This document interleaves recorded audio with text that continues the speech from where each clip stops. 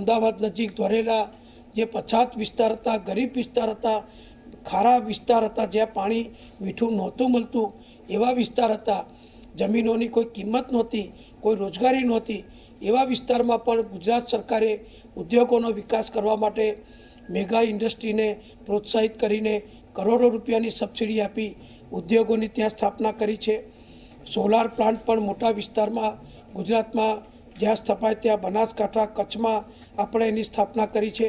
કચ્છમાં કોઈ ભૂતકાળમાં 15-20 વર્ષ પહેલાં ઉદ્યોગના નામે કશું નહોતું, એ કચ્છ આજે ગુજરાતની અમારી સરકારના આયોજનના કારણે આખા વિશ્વના ઔદ્યોગિક નકશામાં એક નામના મેળવી ચૂક્યું છે। પોર્ટો, મોટામાં મોટા બંદરો એ પણ આપણે ગુજરાતમાં વિકસાયા છે। હજીરા હોય, દહેજ હોય, દક્ષિણ ગુજરાતમાં કે જ્યાં ભારતના મોટામાં મોટા ઔદ્યોગિક સંકુલો આવ્યા છે, જ્યાં હજારો લોકો રોજગારી મેળવે છે, એવા મેગા કરોડો રૂપિયાનું રોકાણ ધરાવતા ઉદ્યોગો પણ આપણે ત્યાં ભરૂચમાં, અંકલેશ્વરમાં, વાપીમાં, વલસાડમાં, સુરત નજીક હજીરામાં વિકસાયા છે।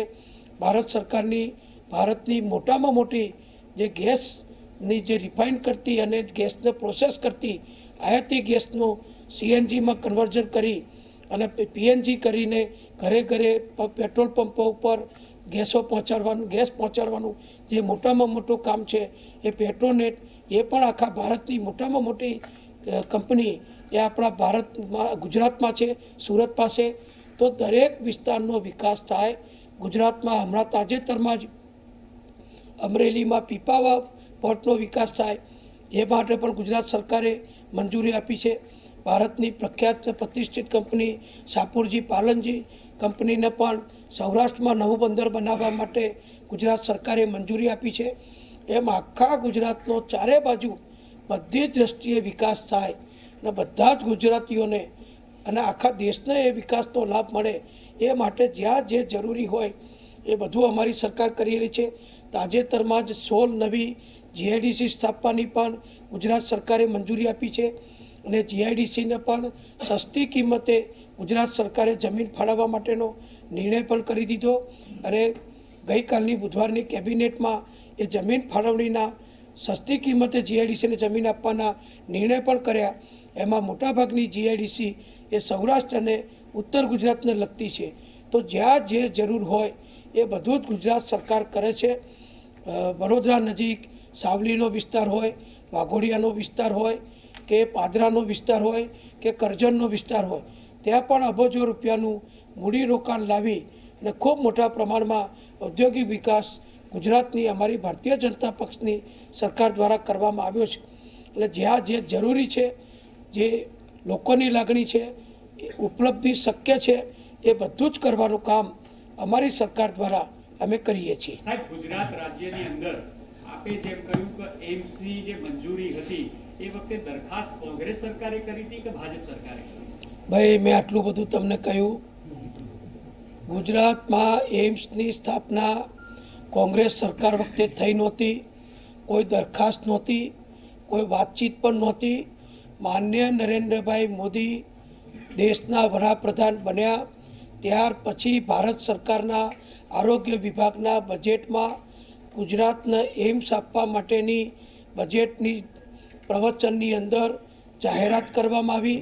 એ જાહેરાતના અનુસંધાનમાં ભારત સરકારે ગુજરાત સરકાર પાસે જમીનની માગણી કરી। ગુજરાત સરકારે એ જમીન નક્કી કરી અને વડોદરા અને રાજકોટ બંને જગ્યાએ વિનામૂલ્યે એમ્સની સ્થાપના માટે બધું ઇન્ફ્રાસ્ટ્રક્ચર ગુજરાત સરકાર, રોડ, રસ્તા, વીજળીની વ્યવસ્થા, પાણીની વ્યવસ્થા, આ બધું ગુજરાત સરકારને કરી આપવાનું છે। એ બધું કરી આપવાની વડોદરામાં પણ આપણે તૈયારી બતાવી હતી, રાજકોટમાં પણ તૈયારી બતાવી હતી।